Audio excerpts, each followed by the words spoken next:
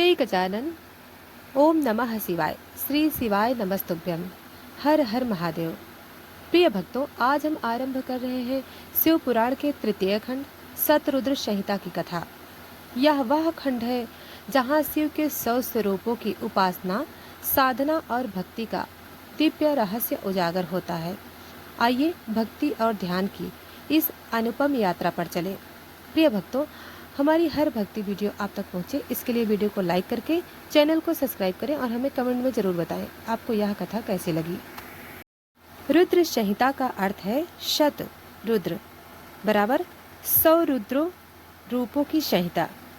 यह संहिता बताती है कि शिव केवल एक रूप नहीं अपितु 100 प्रकार के भावों, शक्तियों और लीलाओं के रूप में विद्यमान है। शिव एक साथ है। नंबर 1 विनाशक भी हैं, काल रूप, रक्षक भी हैं, नीलकंठ भी हैं, साधक के गुरु भी हैं, दक्षिणा मूर्ति भी हैं और भक्त के प्रेमी भी हैं, अर्धनारीश्वर भी हैं। भक्तों, शिव के कुछ प्रमुख 100 रुद्र रूपों का संकेत। महाकाल, काल से परे मृत्यु का नियंत्रक। नीलकंठ, विष पान कर विश्व को बचाने वाले। चंद्रशेखर, चंद्र को धारण करने वाले, सौम्यता के प्रतीक। वीरभद्र, यज्ञ विध्वंसक, क्रोध की मूर्ति। अर्धनारीश्वर, शिव और शक्ति का अद्वैत स्वरूप। भैरव, भय को हराने वाला रक्षक रूप। त्र्यंबक, 3 नेत्रों वाले त्रिकालदर्शी। दक्षिणामूर्ति, गुरु स्वरूप योगिनी के अधिपति। इन सभी रूपों की उपासना अलग अलग मंत्र, साधना विधि और भावना से की जाती है। शतरुद्र संहिता साधकों को सिखाती है रुद्राभिषेक कैसे करें, पंचाक्षर मंत्र ओम नमः शिवाय का सही जप, भस्म और रुद्राक्ष का प्रयोग, ध्यान मुद्रा और शिव ध्यान। जो व्यक्ति श्रद्धा से इन साधकों का पालन करता है वह धीरे धीरे शिव भाव को प्राप्त कर लेता है। कथा का प्रसंग, भक्ति में सिद्धि। उपमन्यु ऋषि की कथा। एक बार बालक उपमन्यु अपने मामा के पास शिक्षा लेने गया। वहाँ वह भूखा रहने लगा क्योंकि उसे गाय का दूध नहीं मिलता था।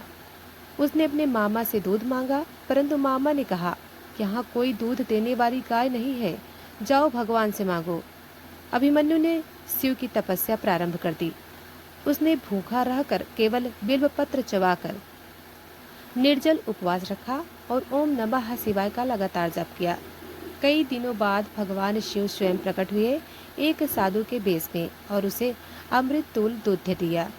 जब उपमन्यु ने उस दूध को पी लिया तो शिव ने असली रूप में दर्शन दिए और कहा, हे बालक, तुम सच्चे साधक हो, अब मैं तुम्हें ब्रह्म ज्ञान दूंगा। शिव ने उपमन्यु को दीक्षा दी और आगे चलकर महान ऋषियों में स्थान प्राप्त किया। प्रिय भक्तों, शिव के विविध रूपों में ब्रह्म का दर्शन करें। साधना में भूख, पीड़ा, असफलता सब सहन करने की शक्ति होनी चाहिए। नंबर 3 शुद्ध भाव से किया गया जप साक्षात शिव को खींचता है। नंबर 4 बालक भी यदि मन से साधक हो तो भगवान प्रकट होते हैं। प्रिय भक्तों, भक्त की भक्ति जब निर्दोष होती है तो शिव स्वयं प्रकट होते हैं। शतरुद्र संहिता हमें बताती है कि शिव के हर रूपों के पीछे एक गूढ़ अर्थ छिपा है। कोई रक्षक है, कोई विनाशक, कोई शिक्षक है और कोई प्रेम स्वरूप।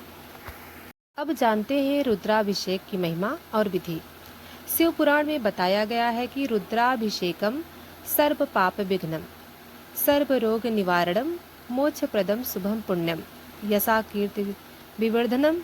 रुद्राभिषेक के लिए सामग्री जल, गंगा जल, दूध, शहद, दही, घृत, बेलपत्र, चंदन, अक्षत, चावल, पुष्प। विधि, शिवलिंग को स्वच्छ जल से स्नान कराएं। पंचामृत, दूध, दही, घी, शहद, शक्कर से अभिषेक करें।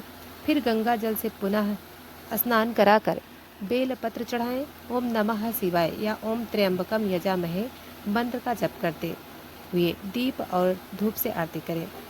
सावन सोमवार, प्रदोष, महाशिवरात्रि इन दिनों किया गया रुद्राभिषेक विशेष फलदायक होता है। रुद्र संहिता में वर्णन आता है, रुद्राक्षम शिव रूपम च धार्य सर्वसिद्ध है। रुद्राक्ष के प्रकार, एक मुखी सभी पापों का क्षय, पंचमुखी साधकों के लिए उत्तम।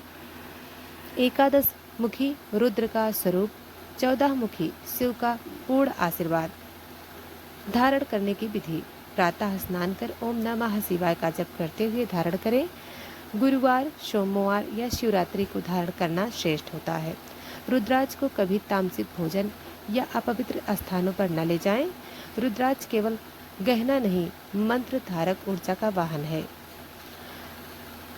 सतरुद्र संहिता में साधकों के लिए कुछ विशेष तांत्रिक विधियों का भी उल्लेख है जो अत्यंत गोपनीय मानी जाती है। ध्यायामि शशिशेखरम घनरुचिम चंद्रार्ध कृतशेखरम त्रिनेत्रम शशिधारणम कृपानिधि श्रीकंठमेकम शिवम। त्राटका शिवलिंग पर ध्यान केंद्रित कर स्थिर चित्र बनाना। मंत्र सिद्धि पंचाक्षर मंत्र ओम नमः शिवाय का निरंतर जाप। मुद्रा साधना विशेष हाथ में विनाशों द्वारा शिव तत्व का आवाहन। ऋषि प्रिय भक्तों, ऋषि वेणु की साधना। ऋषि वेणु एक महान साधक थे। उन्होंने 11 वर्षों तक मौन व्रत लेकर एक केवल रुद्राक्ष धारण कर शिव का ध्यान किया। वे दिन में केवल एक बेलपत्र अर्पित करते थे और कुछ नहीं मांगते थे। शिव प्रसन्न होकर उन्हें वरदान दिया, हे वेणु, जो मेरी आराधना में रत रहता है वह मृत्यु को भी जीत सकता है। ऋषि वेणु मृत्यु के पश्चात कैलाश धाम को प्राप्त हुए। प्रिय भक्तों, रुद्राभिषेक आत्मा को शुद्ध करता है, शरीर को रोग मुक्त करता है। रुद्राक्ष केवल सजावट नहीं, वह जीवंत साधना है।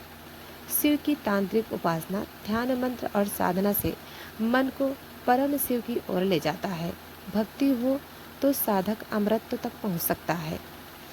प्रिय श्रोताओं, शिव केवल भक्तों के लिए ईश्वर नहीं, वे साधकों के लिए ब्रह्म है और तांत्रिकों के लिए परम रहस्य। शतरुद्र संहिता हमें बताती है कि शिव साधना केवल पूजा नहीं, आत्मा को ब्रह्म से जोड़ने की कड़ी है। प्रिय भक्तों, अब हम पहुँचे हैं अंतिम भाग में। अब हम जानेंगे भगवान शिव की अद्भुत विभूतियाँ और लोक कैलाश और उस मोक्ष धाम की रहस्यमयी यात्रा जहाँ साधक अंततः ब्रह्म से एक हो जाता है।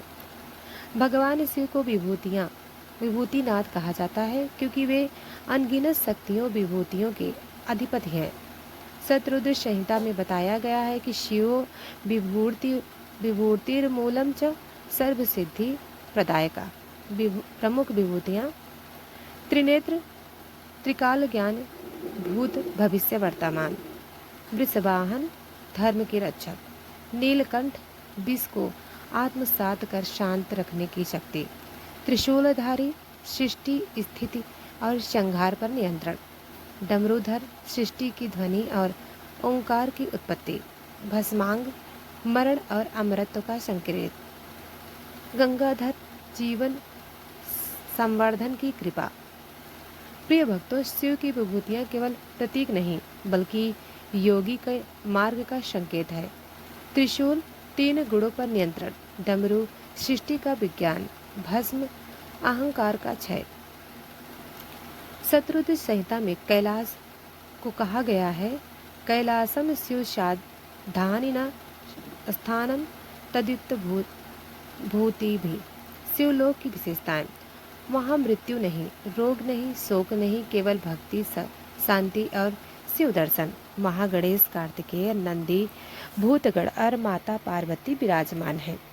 वहाँ सत्संग, संकीर्तन और ध्यान होता है। शिवलोक प्राप्ति केवल एक मार्ग से संभव है, निस्वार्थ भक्ति और शिव चिंतन। प्रिय भक्तों, एक कथा आती है ब्राह्मण वज्रेश्वर और उनकी मोक्ष यात्रा तक। एक बार वज्रेश्वर नामक ब्राह्मण अपने जीवन में सदा शिव की आराधना करता था। वह रोज शिवलिंग का अभिषेक करता, भस्म लगाता और पंचाक्षर मंत्र का जाप करता। मृत्यु के समय यमदूत आए, परंतु तुरंत नंदी ने उन्हें रोक दिया। शिव स्वयं प्रकट हुए और वज्रेश्वर से कहा, हे भक्त, तू मेरे चिंतन में लीन था, अब मैं तुम्हें अपने लोक कैलाश को ले जाऊंगा। वज्रेश्वर कैलाश को ले गया, शिव की सेवा में लीन हुआ। प्रिय भक्तों, शतरुद्र संहिता में यह स्पष्ट कहा गया है कि शिवम विनाम न मूर्तिहिरिना ज्ञानम न परम पदम। मोक्ष प्राप्ति के मार्ग। नित्य शिव का नाम जप। ओम नमः शिवाय। रुद्राभिषेक, उपवास, दोष व्रत, दूसरों की सेवा और अहंकार का त्याग, मन वचन और कर्म से शिव को समर्पित जीवन।